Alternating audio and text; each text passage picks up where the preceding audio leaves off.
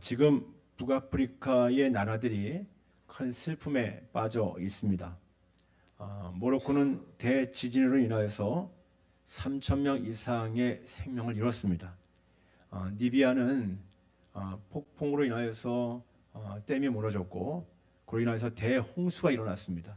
최소 1만 명 이상, 거의 2만 명 넘는 사망자가 발생할 것이라고 예상하고 있습니다. 최악의 재난 상황이 벌어진 것인데요. 그 나라 국민들이 얼마나 슬픔과 고통 가운데 빠져 있겠습니까? 여러분들이 많이 기도해 주시기 바랍니다. 그런데 이게 다 기후 변화로 인한 대재앙이 일어나고 있는 현실입니다. 계속해서 이 기후 변화로 인하여서 뭔가 이제 이상 현상들이 일어나고 있고 그러면서 여러 가지 재앙들이 우리에게 다가오고 있는 거예요. 거기에다가 그 재난은 그 나라를 이끌고 있는 지도자들이 무능력해서 피해를 더 크게 키우는 결과를 낳았다고 합니다. 리비아는 2011년 카다피 정권이 붕괴된 후에 동부와 서부로 갈라져서 무력 충돌이 계속 일어났고 사회 불안이 가중되어지면서 이제 모든 기반 시설이 파손된 채 방치돼 있었던 상황입니다. 그러니까 그런 재난을 대비할 수 있는 능력이 전혀 없었던 것이고 더 큰 피해를 얻을 수밖에 없었습니다. 그런데 그런 자연재해나 어떤 그런 재난들을 보면서 이것이 그 나라들만의 문제는 아닐 것이라고 생각합니다. 언제고 우리에게도 그런 재앙이 닥칠 수 있다라는 것입니다.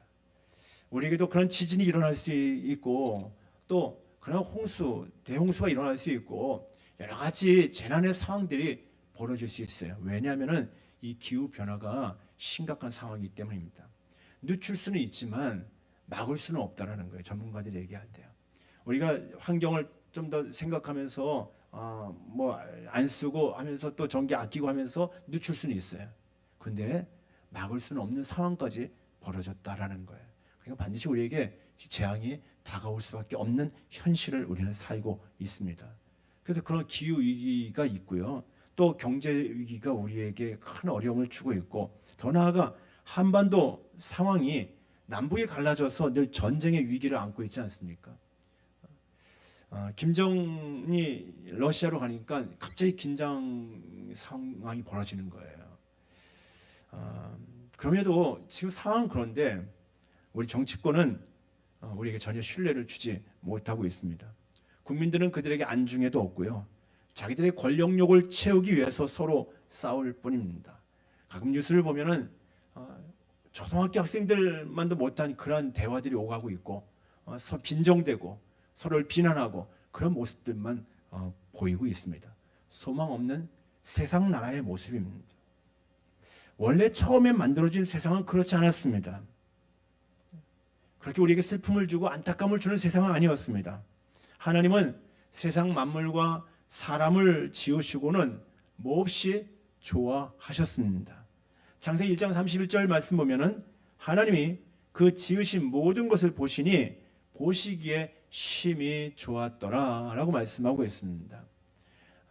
자연 만물을 만드시고 마지막 날 사람을 만드셨는데 사람과 함께 그 만물을 보시니까 너무 좋으셨던 거예요. 그래서 보시기에 심히 좋았다라고 하셨어요. 그런데 그 첫사람 아담이 사탄의 유혹에 넘어가서 죄에 빠졌습니다. 그때로부터 사람들은 사탄 나라의 백성이 되어서 죄의 지배를 받고 살게 된 것입니다. 하나님이 보시기에 좋게 만드셨는데 그들이 사단의 유혹에 빠져가면서 그냥 사단과 타협하고 죄를 범하면서 이제 사탄 나라의 백성이 된 거예요. 그러기에 세상 나라 곳곳에는 지금도 죄가 들끓고 있는 것이고요. 자기 욕심에 빠진 죄인들로 인해서 자연 생태계도 다 파괴되고 있는 것이고요. 지금처럼 자연의 대재앙을 두려워해야 하는 상황까지 오게 된 것입니다. 왜 이런 상황이 오게 된 걸 아시죠?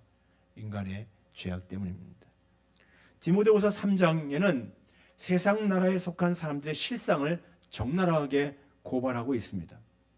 디모데후서 3장 1절 이하에 이렇게 말씀하고 있습니다. 너는 이것을 알라.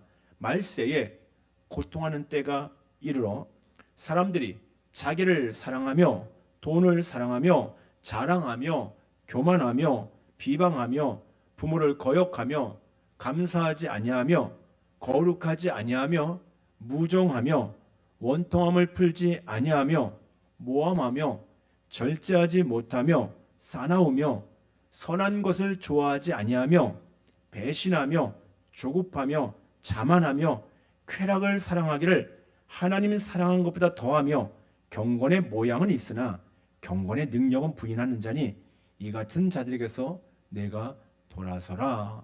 이렇게 말씀하고 있습니다. 세상 사람들의 모습을 보여주고 있는 것 같지 않습니까? 그대로 우리의 숨겨진 모습들, 이 세상에서 온갖 행해지는 이 잘못된 추한 모습들이 지금 다 여기 성경에서 이미 말씀하고 있지 않습니까? 그런 세상 나라의 모습이다라는 거예요.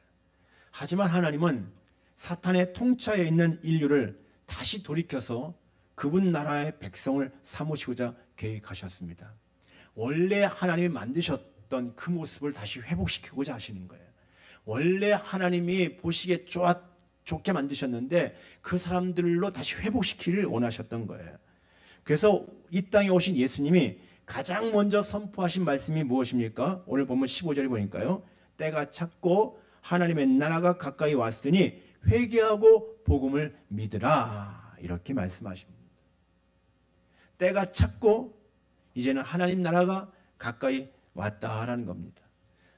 세상 나라, 사탄의 나라에서 온갖 죄에 매여서 살고 있는 영혼들의 모습을 보게 되는데, 그래서 세상은 온갖 악한 모습들로 가득 차 있는데, 근데 주님은 오셔서 때가 찼고 하나님 나라가 가까이 왔다라는 것입니다. 예수님은 늘 하나님 나라를 설교하셨습니다. 하나님 나라를 설교하셨어요. 하나님 나라의 설립은 예수 그리스도의 필생의 과업이었습니다. 그래서 예수님이 하나님 나라의 사역들 하시다가 죽으셨고 다시 부활하셨잖아요. 예수님은 부활하신 이후에도 40일 동안 여전히 하나님 나라를 말씀하셨습니다. 사도행전 1장 3절에 이렇게 말씀합니다. 40일 동안 그들에게 보이시며 하나님 나라의 일을 말씀하시니라. 부활하신 예수님도 온통 하나님 나라, 그것이 예수님의 관심사였어요. 우리를 포함한 인류를 하나님 나라의 백성으로 삼으시는 것이 그분의 꿈이었습니다. 사도행전에 이렇게 부활하신 예수님이 하나님 나라의 일을 말씀하셨다라고 하는 말씀으로 시작하고 있는데, 사도행전의 마지막 장 28장의 마지막 절을 보면은 구금되어 있는 사도 바울 역시 하나님의 나라를 전파하고 있습니다. 사도행전 28장 31절 이렇게 말씀합니다. 하나님의 나라를 전파하며 주 예수 그리스도에 관한 모든 것을 담대하게 거침없이 가르치더라. 그리고 성경의 가장 마지막 권 요한계시록이죠. 요한계시록에도 이 요한사도는 요한계시록에서 이렇게 예언하고 있습니다. 세상 나라가 우리 주와 그의 그리스도의 나라가 되어 그가 세세토록 왕노릇 하시리라. 요한사도가 하나님께 계시를 받았어요. 그리고 예언을 하는데 성경의 마지막 권이잖아요. 요한계시록. 거기에서 세상 나라가 우리 주와 그의 그리스도의 나라가 된다라는 것입니다. 성경은 창세기 처음부터 요한계시록 끝까지 하나님의 나라, 하나님의 백성 되찾기 프로젝트를 보여주고 있습니다. 하나님의 관심은 하나님 나라를 회복하는 거예요. 빼앗긴 백성들을 다시 하나님의 백성으로 되찾는 거예요. 이것이 하나님의 관심이고, 성경은 그런 주제로 창세기부터 요한계시록까지 흘러가고 있다는 겁니다. 오늘 본문에서 예수님께서 하나님 나라를 선포하고 계시는데, 예수님 당시에 또는 이 마가복음이 기록된 AD 60년대 후반에 그때 가장 강력한 나라가 어떤 나라입니까? 로마 제국이었습니다. 세계는 로마로 통한다라고 말할 정도로 로마가 세상의 중심에 서 있었습니다. 힘과 패권의 논리로 세상을 정복해 갔습니다. 그 당시에는 로마 황제가 신격화될 정도였습니다. 그 나라 괜찮은 나라입니까? 힘이 있으니까? 세계 중심 나라니까 좋은 나라입니까? 그 다음 지금 우리 시대에 미국, 일본, 중국, 러시아, 우리나라 주변에 강대국들이 있잖아요. 정말 힘 있는 나라들이에요. 그 강대국들의 움직임에 우리나라는 아주 민감하게 반응을 합니다. 그만큼 영향력이 큰 나라들입니다. 경제적, 군사적인 힘이 있습니다. 그러면 좋은 나라입니까? 야, 정말 저 나라 백성이 됐으면 좋았을 텐데 그런 마음이 드십니까? 예수님은요, 그런 세상 나라들로는 희망이 없다는 것을 아셨습니다. 그래서 강대한 로마 제국이 아니라 화려한 세상 나라가 아니라 이제 하나님 나라가 임하신다고 말씀하고 계시는 겁니다. 그런 강대한 세상 나라 당시에도 있었지만 그 나라가 소망 있는 것이 아니라 하나님 나라가 임해야 된다는 거예요. 그런데 이 말씀, 하나님 나라가 임한다는 말씀이 어디서 하셨습니까? 여기 14절에 보니까 요한이 잡힌 후 예수께서 갈릴리에 오셔서 하나님의 복음을 전파하여 이르시되, 이렇게 말씀하고 있어요. 그러면서 하나님 나라를 선포하셔요. 어디서입니까? 가난하고 힘없는 지역 갈릴리에서 하나님 나라를 선포하셨습니다. 세상에서 힘없고 보잘것없는 사람들에게 먼저 하나님 나라가 선포되었고, 이제는 그들로부터 시작해서 온 세상으로 하나님 나라의 복음이 전해진다라는 것입니다. 갈릴리에 힘없는 사람들, 못 배운 사람들을 하나님 들으셔서 그들이 먼저 하나님 나라를 경험하고 그들을 통해서 온 세상 가운데 하나님 나라를 이루어 가시겠다라는 거예요. 그럼 이 하나님 나라는 어떻게 이루어지는 겁니까? 예수님께서요, 공생애를 시작하시면서 오늘 본문 그 앞에 보면은 요단강에서 세례를 받으십니다. 예수님이 세례 받으실 때 성령이 임하시면서 하늘에서 소리가 들렸습니다. 11절에 보면요, 마가복음 1장 11절에 보면 이렇게 말씀하고 있어요. 하늘로부터 소리가 나기를 너는 내 사랑하는 아들이라 내가 너를 기뻐하노라 하시니라. 하나님이 말씀하시는 거예요. 너는 내 사랑하는 아들이라 내가 너를 기뻐하노라. 이것은 어떤 의미가 있는가 하면요, 예수님이 세례를 받으시는 순간에 하나님 나라의 왕으로 임명되고 있는 거예요. 너는 내 사랑하는 아들이라, 이 말씀이 시편 2편 7절의 말씀이 인용되는 건데요. 이 시편 2편 7절의 말씀, 너는 내 아들이라, 이 말씀은요, 유다의 왕들이 왕으로 등극할 때 항상 선포되었던 말씀이에요.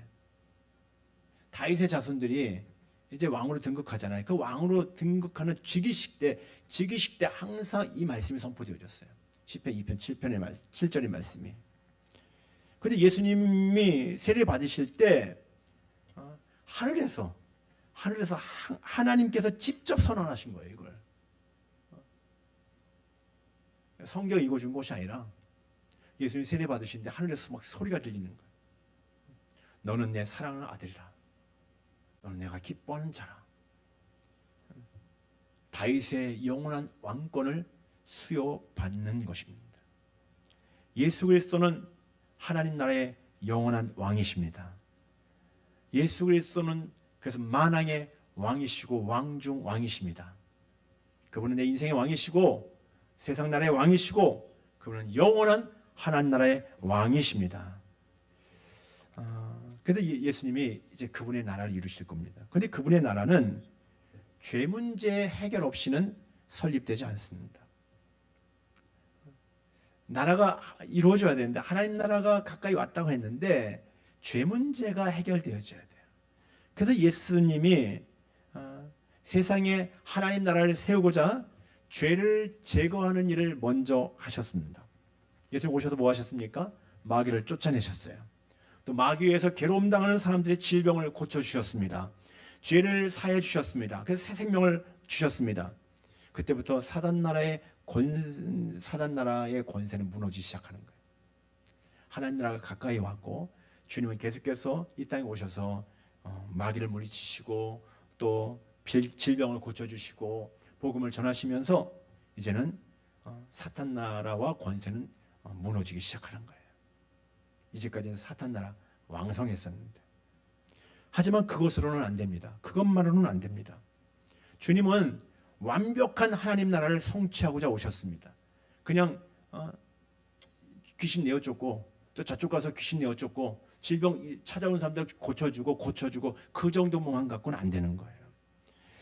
주님은 완벽한 하나님 나라를 이루시기를 원하셨는데 그것을 위해서 죄 문제에 대한 완전한 해결책이 필요했습니다. 어떻게 해야 될까요? 그것은 곧 예수 그리스도께서 모든 인류의 죄를 다 짊어지시고 십자가에서 형벌당하시고 죽으시는 거예요. 저 여러분들의 모든 죄를 주님이 다 짊어지시고 인류의 모든 죄를 짊어지시고 죄를 전체 다 짊어지시고 주님이 대신 십자가에서 죽으시는 것이었습니다. 여러분들 예수님이 하나님 나라의 왕으로 임명됐다고 했잖아요. 하나님 나라의 왕으로 임명될 때 그냥 온전한 나라를 물려받은 것이 아니었습니다.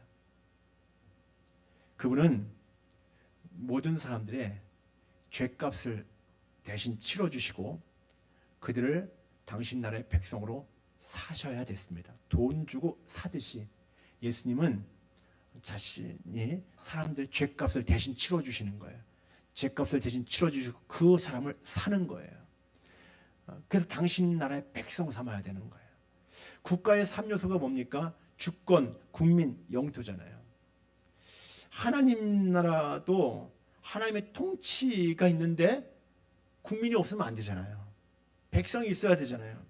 그런데 이 문제는 이 백성들이 다 사탄 나라의 백성이 돼 있는 거예요. 아담의 범죄함으로 인하여서 다 모든 인류가 죄를 범하였고 다 사탄 나라의 백성이 돼 있는 거예요.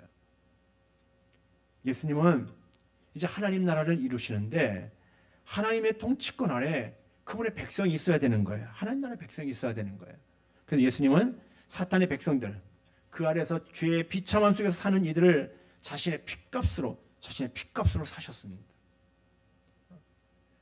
그들을 다시 구원할 수 있는 방법은 사단의 손아귀에서 건져낼 수 있는 방법은 예수님이 피 흘리는 방법밖에 없었어요. 예수님 핏값으로 그들을 사셨습니다. 그래서 사탄의 백성을 하나님의 백성으로 세상 나라를 하나님 나라가 되게 하신 것입니다. 그런데 아시겠죠? 우리가 과거에는 사탄의 백성들이었어요. 그래서 자동적으로 죄 짓는 삶을 사는 거예요. 세상이 그래요. 그런데 예수님이 그런 날을 위해서 피 흘려주셨고 그 피값으로 우리를 사셨어요. 그래서 우리를 하나님의 자녀가 되게 하신 것입니다.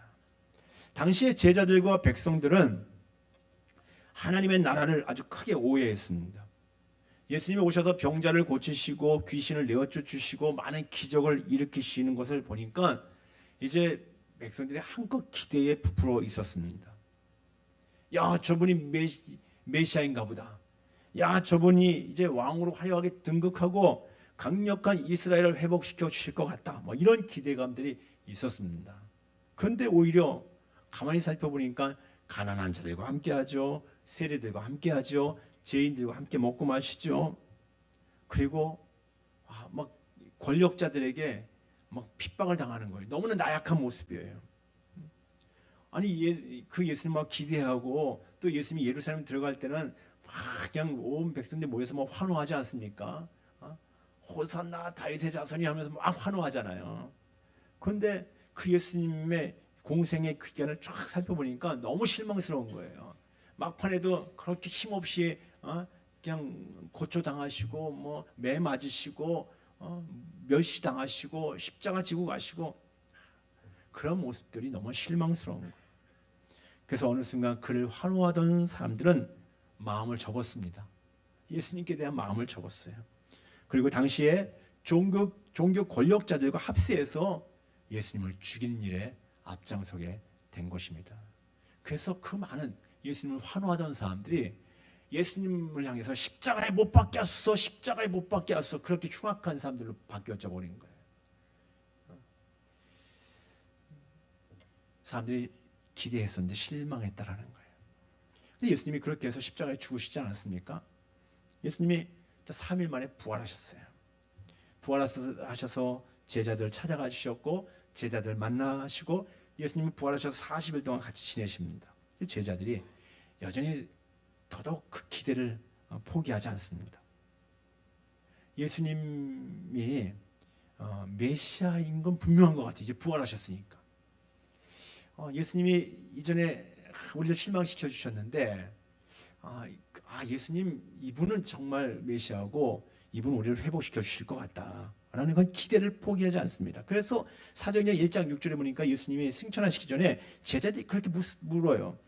예수님, 주께서 이스라엘 나라를 회복하시면 이때니까 주님이 정말 이스라엘 나라를 회복시켜 줄 수 있으십니까? 그럴 수 있죠. 막 이렇게 예수님께 물어보는 거예요.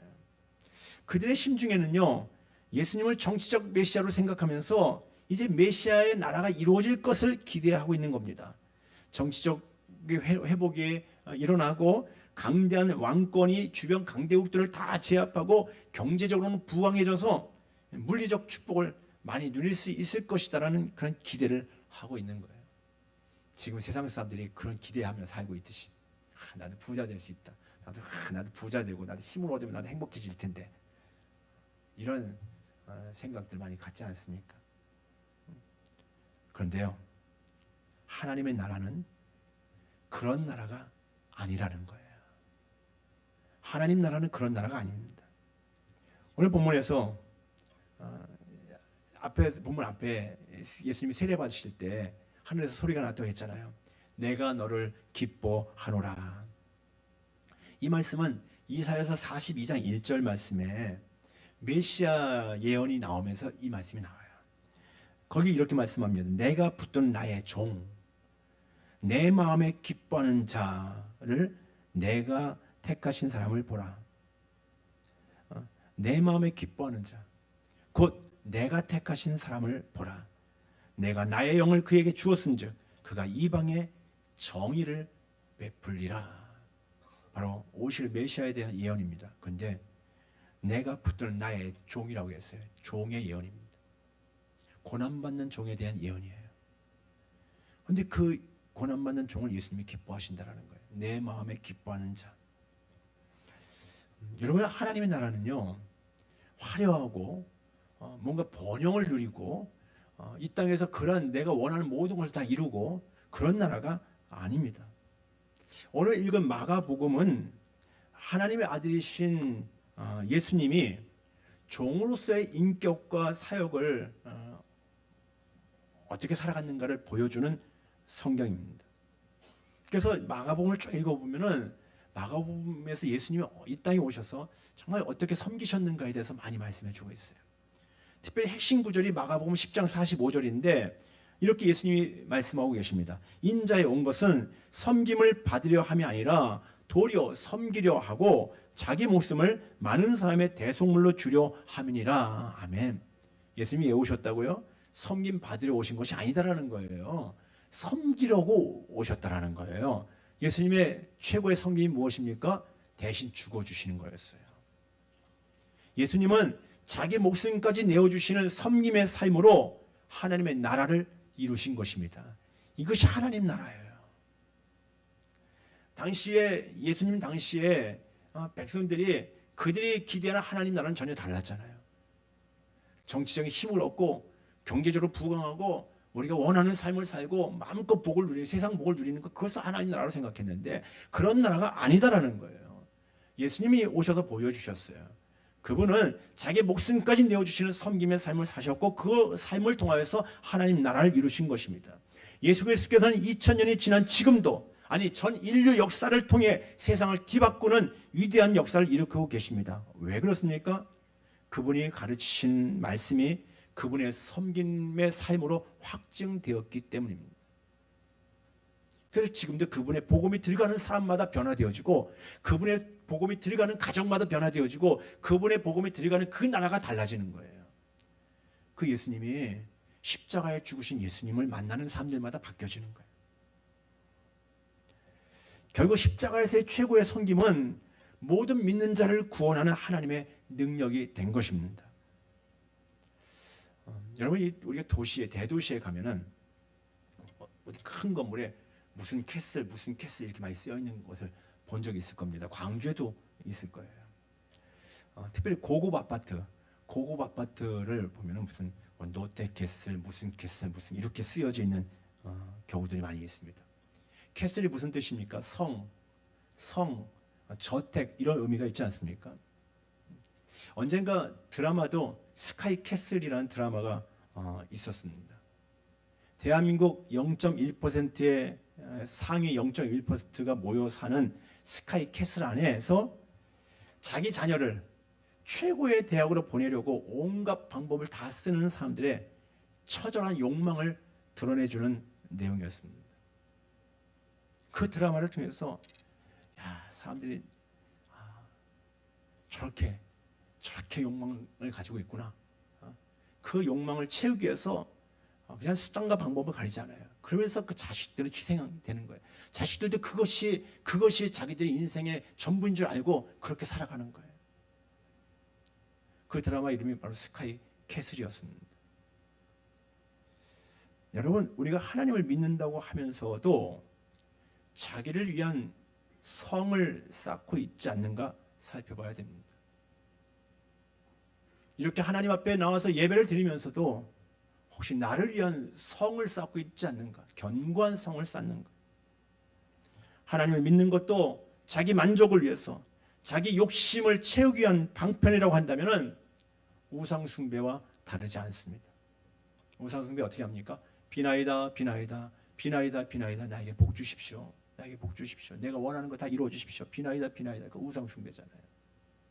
그런데 하나님을 믿는데 하나님 나에게 복 주십시오. 내가 원하는 거 이루어 주십시오. 비나이다 비나이다. 우상 숭배. 하나님의 이름을 얘기한다 할지라도, 예수님의 이름을 얘기한다 할지라도 그것은 종교 생활이고 우상 숭배입니다. 그런 분들의 모습을 보면 감사가 없어요.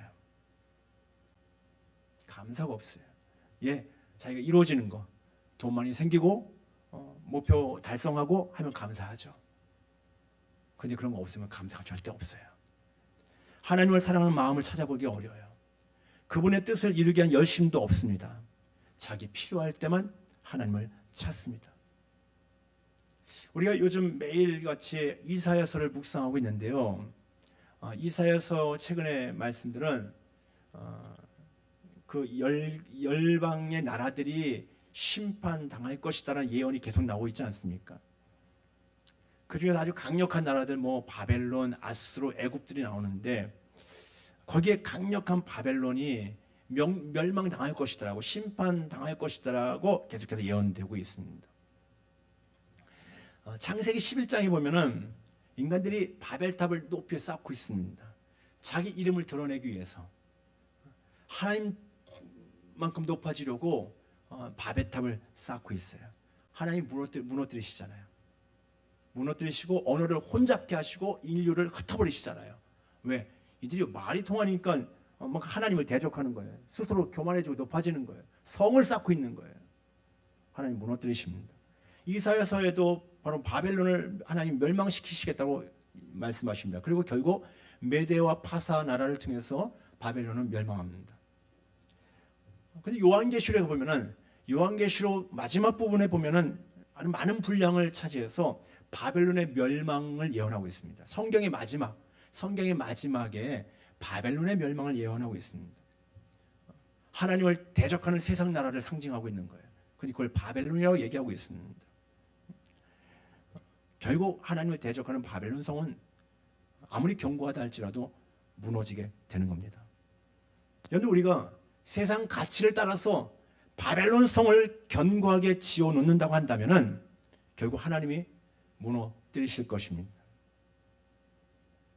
하나님을 믿어요.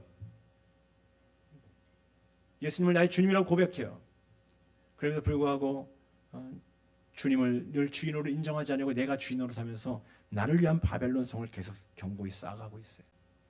하나님 나를 사랑하시기 때문에요. 그래서 가끔 징계하시는 거예요. 하나님 무너뜨리시는 거예요.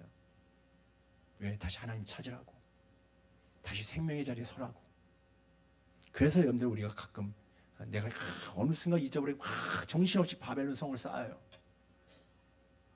어느 순간 잘 나가는 것 같은데 한 번에 무너지지 않습니까? 한 방에 무너진 이유는 여러 가지 어떤 바벨론 성을 쌓을 수 있어요. 하나님은 하나님의 방법으로 우리로 하여금 그냥 거기에 만족하게 살게 하면은 불행해지잖아요. 그래서 우리를 위해서 하나님이 징계하시는 거예요. 여러분, 세상 나라를 위해서 살지 말고 하나님 나라를 위해서 살 수 있기를 주님으로 축복합니다. 하나님 나라의 복음을 믿고 그분의 나라를 이루어가는 일에 자신의 삶을 드리라는 것입니다. 예수님께서 하나님 나라의 복음을, 하나님 나라를 선포하셨어요. 하나님 나라가 가까이 왔다라는 거예요. 그리고 그 하나님 나라가 가까이 왔다고 선포하시면서 주님이 하신 것이 무엇입니까? 제자들을 부르셨습니다. 갈릴리 해변을 지나가시다가 거기에서 시몬 베드로와 그의 형제 안드레, 또 야고보와 그의 형제 요한을 부르셨습니다. 그들은 다 어부입니다. 어부. 물고기 잡고 그냥 지금 정리하고 있는 가정 속에 있었어요. 그들에게 주님 말씀하십니다. 나를 따라오라. 내가 너희로 사람을 낚는 어부가 되게 하리라. 예수님께서 하나님 나라를 선포하시면서 그 하나님 나라의 복음을 전파할 제자들이 필요하셨던 것입니다. 하나님 나라를 선포하셨는데 그 하나님 나라를 이룰 일꾼들이 필요하셨던 거예요. 그래서 주님은 다니시면서 제자들을 부르셨어요.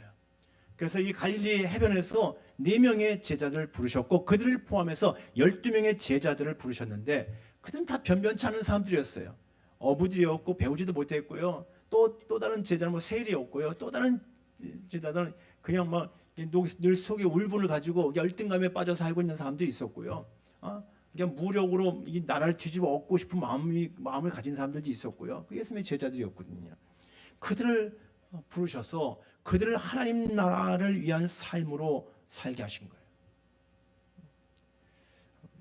이 갈릴리 촌사람들을 통해서 그런 세상에서 변변치 않은 사람들을 통해서 그때부터 온 세상에 복음이 전해졌고 하나님 나라는 확장되어져 갔다라는 것입니다. 그래서 저 여러분들이 이렇게 예수 믿고 하나님 나라의 백성으로 살게 된 거예요. 우리 주님은요, 제자들만이 아니라 여러분들도 하나님의 나라를 위해서 부르셨습니다. 믿으십니까? 여러분들 모두가 다 부름받은 자들이에요. 우리에게 하나님 나라의 복음을 알게 하셨잖아요. 하나님 나라의 복음을 알게 하셨고 이제는 그 복음을 전하게 하시는 거예요. 복음을 전하라고 하시는 거예요.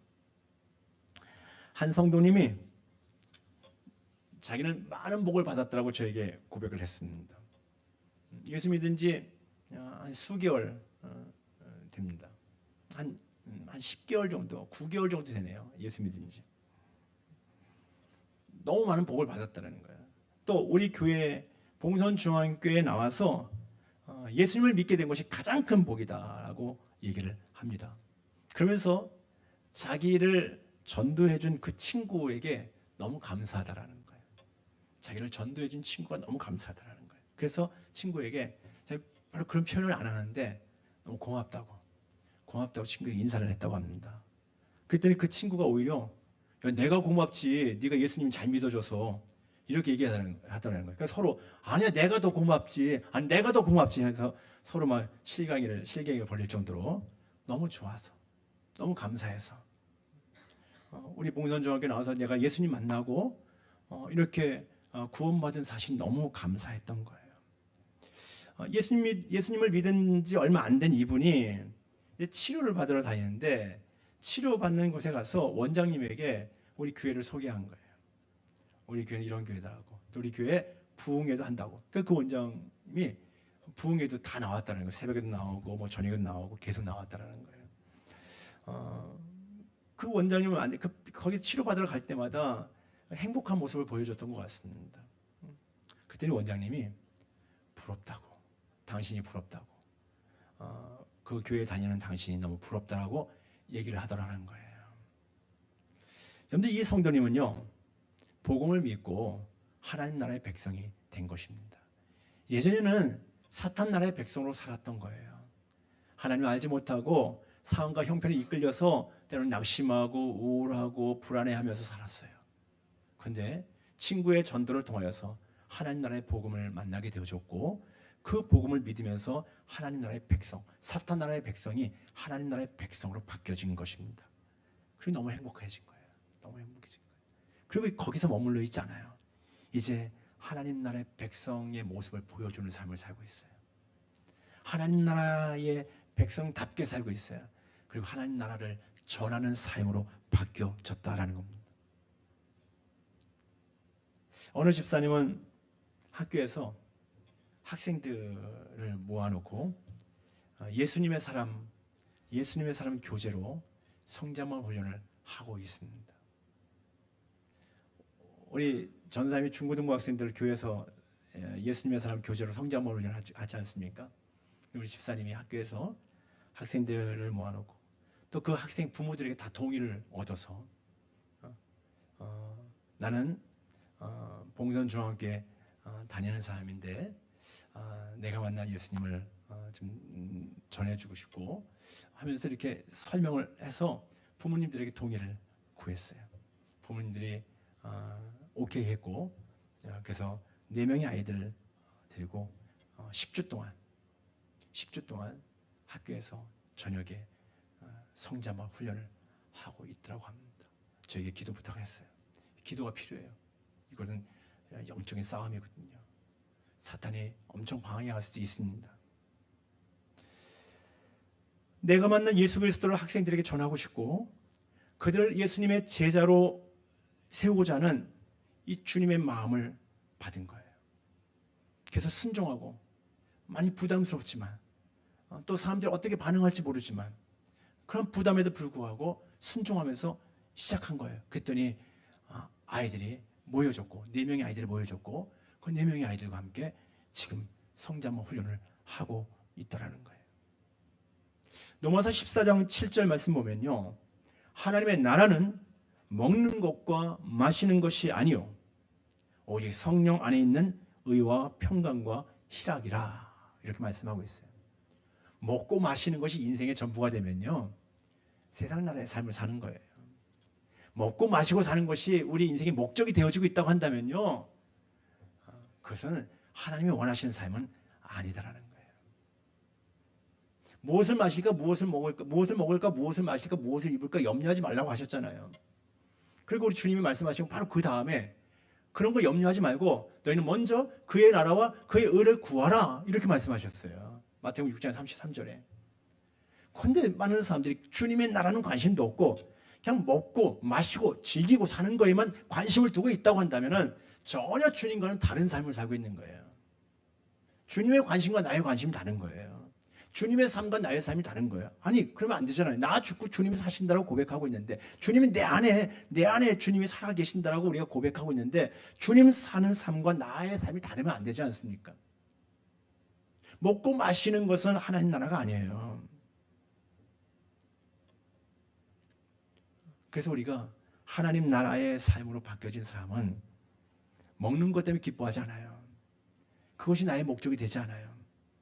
바로 의와 평강과 희락이라. 하나님 나라는 바로 그렇다는 겁니다. 하나님 나라의 백성은 의를 추구하는 삶이 되는 것이고요. 예수 그리스도 안에서 세상은 이렇게 많은 어려움들이 있다 할지라도 예수 그리스도 안에서 참 평안을 누릴 수 있는 것이고요.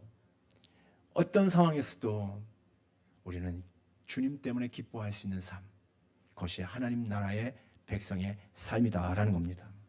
여러분, 여러분에게 이미 하나님 나라가 임했습니다. 예수 그리스도를 여러분들 주님으로 믿으시죠? 예수님이 여러분들 안에 계시죠? 그렇다면 이미 여러분들 안에는 하나님 나라가 임했습니다. 그렇다면 그 나라의 백성으로 사시기를 바랍니다. 하나님 나라의 백성답게 사는 거예요. 하나님 나라의 삶을 사는 거예요. 그리고 또 다른 영혼을 찾아서 그들도 사탄 나라의 백성인데 지금 하나님 나라의 백성이 되도록 돕는 거예요. 어떻게든지 기도하고 전도하고 또 복음을 나누고 가르치고 하면서 세상 나라에서 불안에 떨며 살고 있는 사람들, 소망 없이 사는 사람들, 그들 하나님 나라의 백성으로 살아갈 수 있도록 우리가 도와준 역할을 해야 된다는 것이죠. 이제는 여러분들은 자기만을 위한 성을 쌓는 일은 내려놓으시기 바랍니다. 스스로 무너뜨리십시오. 주님이 무너뜨리십니다. 안 무너뜨리시면요. 여러분들 안에 바벨론 성을 견고하게 세워가고 하면요, 주님이 무너뜨리실 거예요. 그거 아프잖아요. 성을 쌓는 일을 이제 내려놓으십시오. 오히려 잃어버린 영혼을 하나님께로 인도하는 브릿지의 역할을 감당하시기 바랍니다. 캐슬을 만들지 마시고요, 브릿지 역할을 감당하십시오. 다리 역할을 감당하세요. 다리 역할. 우리가 복음 전할 때 다리예요로 복음 전하잖아요. 주님이 다리가 되어 주셨거든요. 근데 주님은 우리를 불러주셔서 너 같이 하자 하신 거거든요. 우리가 다리 역할을 해서 나를 통해서 사단 백성들이 하나님 나라의 백성으로 나갈 수 있도록 여러분들이 그 통로 역할을 잘 감당할 수 있기를 주님의 이름으로 축복합니다. 여러분들 모두는 다 하나님 나라의 백성입니다. 하나님 나라의 백성으로 멋지게 인생을 살아갈 수 있는 믿음의 사람들 다 될 수 있기를 주님의 이름으로 축복합니다. 기도하겠습니다. 하나님 아버지, 은혜를 감사합니다. 저희들이 예수 그리스도를 알지 못하고 소망 없이 살던 자들이었습니다. 영원히 멸망 가운데 처할 수밖에 없던 세상 나라 사탄 나라의 백성들이었습니다. 그런 우리를 위해서 예수님이 십자가에서 피 흘려 주셨고 그 피값으로 우리를 사셔서 하나님 나라 백성 삼아 주셔서 감사드리옵나이다. 이제 하나님 나라 백성으로 살아갈 수 있는 우리 모든 성도들 되게 하여 주시옵소서. 하나님, 정말 하나님을 기쁘시게 하는 우리의 삶이 되기를 원합니다. 예수님의 이름으로 기도옵나이다. 아멘. 우리 찬양하겠습니다. 주님 나라 임하시네, 주의 날은 멀지 않은데.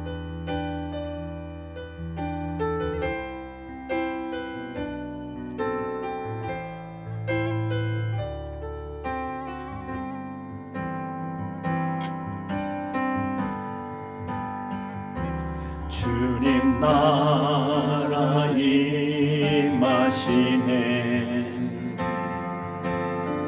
주의 날은 멀지 않았네. 너는 일어나 주를 따르라. 하나님 널 부르시네. 세상은 아직 어둠 속에 빛 대신 주 보기 원하네. 너는 일어나 그 빛을 말하라. 주님의 영광 내게 임했네.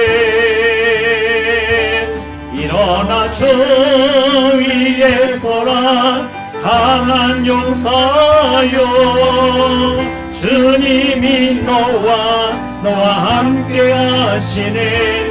주께서 다시 오실 길, 그 길 예비하라. 영광의 주님 온 만왕에 와 곧 오시네. 주님 나라 임하시네.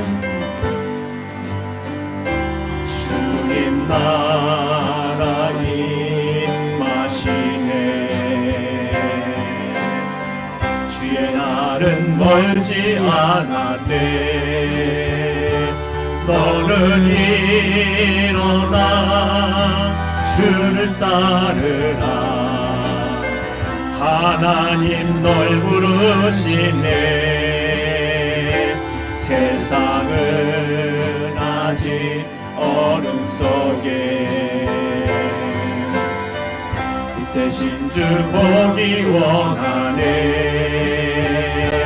너는 일어나 그 빛을 바라라. 주님의 영광 내게 임했네. 일어나 주 위에 서라. 강한 용사여, 주님이 너와 함께 하시네. 주께서 다시 오실 길, 그 길 예비하라. 영광의 주님 온 만왕에 와 곧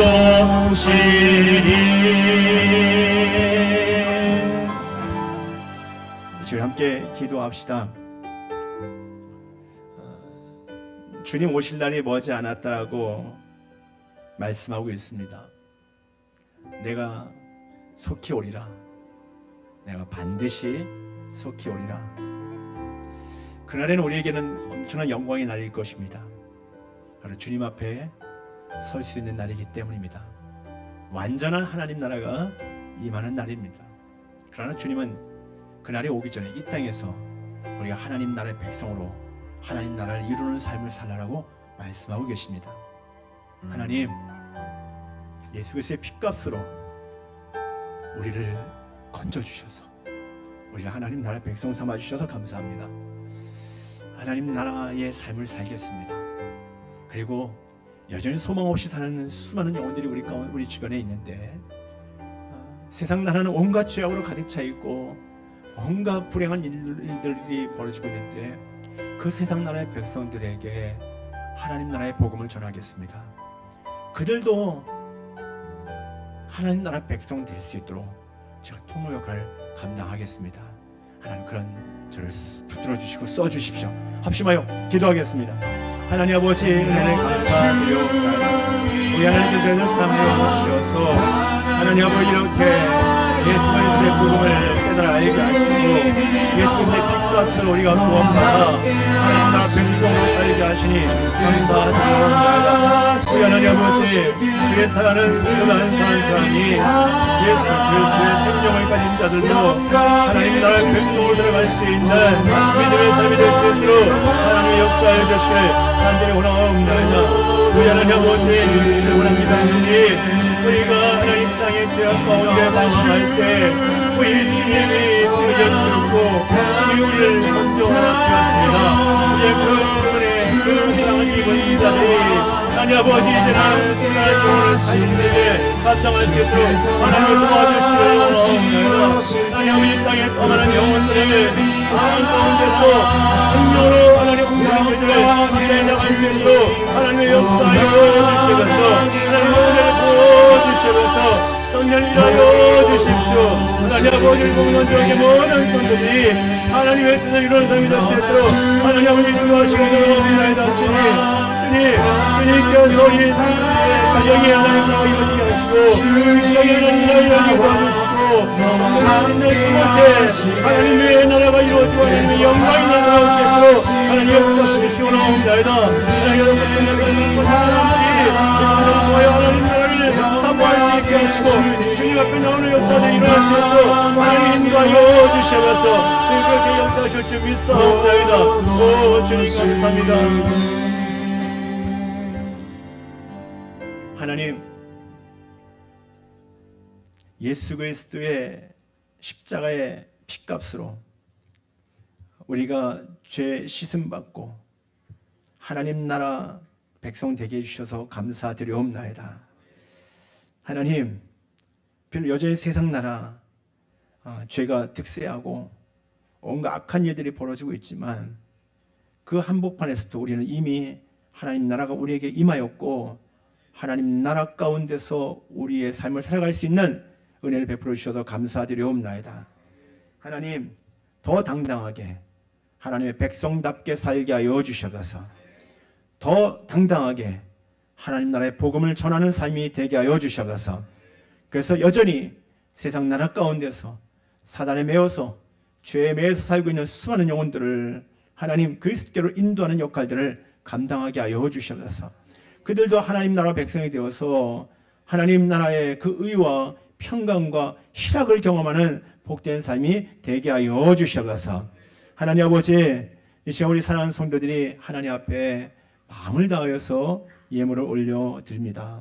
주님을 사랑하기에 11조헌금, 감사헌금, 주정금을 드립니다. 나에게 있는 모든 것이 다 주님께로부터 왔음을 고백하면서 주님께 구별하여 올려드리는 우리 성도들의 믿음을 하나님 기뻐하시기를 원하옵나이다. 하나님 아버지, 직장에 들어가서 첫 월급을 타고 하나님 앞에 첫 번째 11조헌금을 하나님께 올려드리는 청년도 있습니다. 하나님께서 기뻐 받아주십시오. 그의 평생의 삶 가운데 우리 하나님이 함께 하시고 평생의 삶에 하나님의 은혜를 누리는 삶이 되게 하시기를 원하옵나이다. 붙들어 주시고 귀하게 써주시는 삶이 되게 하시길 원하옵나이다. 하나님 나라가 임하기를 소망하면서 우리 사랑하는 성도들의 선경금과 건축헌금을 드립니다.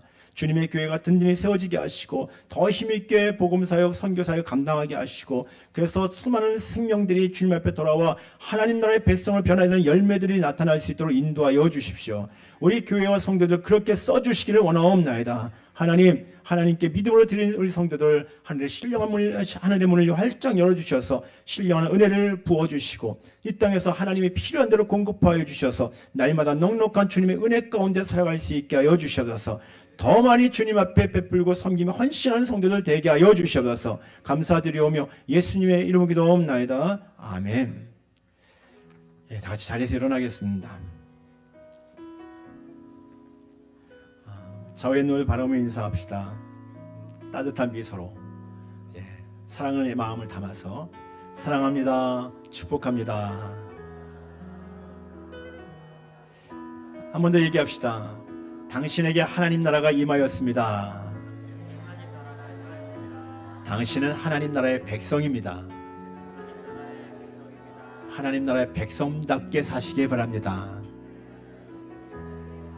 성을 세우지 말고 다리가 되시기 바랍니다. 아멘, 아멘. 그럼 여러분들 모두가 다 위대한 삶을 사는 것입니다. 여러분들 모두가 다 그리스도를 닮은 그리스도의 제자의 삶이 될 것입니다. 찬양하겠습니다. 평화, 하나님의 평강이. 축복하며 찬양합시다. 평화, 하나님의 평강이. 평화 하나님의 평강이 당신의 삶에 넘쳐나기를. 평화 하나님의 평강이 당신의 삶에 가득하기를 축복합니다. 기쁨, 하나님의 기쁨이. 기쁨 하나님의 기쁨이 당신의 삶에 넘쳐나기를. 기쁨 하나님의 기쁨이 당신의 삶에 가득하기를 축복합니다. 소망, 하나님의 소망이. 소망 하나님의 소망이 당신의 삶에 넘쳐나기를. 소망 하나님의 소망이 당신의 삶에 가득하기를 축복합니다. 평화, 하나님의 평강이. 평화 하나님의 평강이 당신의 삶 속에 넘쳐나기를. 소망 하나님의 소망이 나의 삶 속에 가득하기를 축복합니다. 할렐루야. 우리 성도님들의 얼굴에 근심이 있는 분이 하나도 없고요, 우울함이 있는 분이 하나도 없고요. 형편이 좋아서요? 아니요, 형편은 똑같아요. 형편이 여전히 문제는 있어요. 근데 주님을 바라보니까, 주님이 나의 삶 가운데 함께 하신다고 믿으니까 그 주님의 평강이, 주님의 기쁨이, 주님의 소망이 나에게 이루어진 줄 믿습니다. 그래서 우리는 형편에도 불구하고 기뻐할 수 있고 감사할 수 있는 겁니다. 자, 우리 1분 기도합시다. 기도할 때 니비아 땅, 하나님, 니비아 땅을 위로하여 주십시오. 하나님, 그 땅의 백성들을 하나님 긍휼히 여겨 주시고, 하나님 그 땅의 백성들을 붙들어 주시고 다시 이렇게 세워 주십시오. 절망에 빠진 리비아, 또 그 이전에 지진으로 인해서 고통나는 또 모로코, 하나님 이 북아프리카의 백성들을 하나님께서 살려주시기 원합니다. 회복시켜 주시기 원합니다. 그들에게 사랑의 손길을 베풀어 주시기를 원합니다. 그 위해서 기도합시다. 합심하여 기도하겠습니다. 하나님 아버지, 하나님 리비아 땅을 하나님께서 위로하여 주시기 원합니다. 하나님 모로코 땅을 위로하여 주시기 원합니다. 그 땅의 백성들을 하나님 군일하게 해주시고 하나님께서 위로하여 주시고 하나님 이 절망의 상황 가운데서 다시 주님 바라보고 소망의 삶으로 바뀔 수 있도록 하나님 역사하시기를 원하옵나이다. 하나님 붙들어 주셔서 다시 일어나게 하여 주십시오. 다시 힘을 얻게 하여 주십시오. 다시 하나님 아버지 그들의 삶이 정말 새로운 삶으로 하나님 은혜의 삶으로 바뀔 수 있도록 도와주십시오. 하나님 아버지 이런 재앙들을 바라보면서 온 세상의 사람들이 하나님 앞에 겸비한 마음을 가지고 나올 수 있게 하여 주시옵소서. 하나님 아버지 그들도 하나님 나의 백성으로 살게 하여 주시옵소서. 하나님 그렇게 하나님 그들 가운데 역사하실 줄 믿사옵나이다. 주님의 지 주님의 하나님 평강의 은혜가 온 땅에 임하게 하여 주시옵소서. 주님 그렇게 역사하실 줄 믿사옵나이다.